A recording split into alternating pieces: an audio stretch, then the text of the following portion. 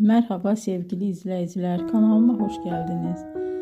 Bugün sizlere Hande Erçel'in kariyerinin yükseliş dönemine kısa bir yolculuk yapacağız. Hande Erçel televizyon dünyasına adım attığında henüz çok gençti. İlk rollerinden sonra asıl büyük çıkışını romantik komedi dizisi Aşk Laftan Anlamaz ile yaptı.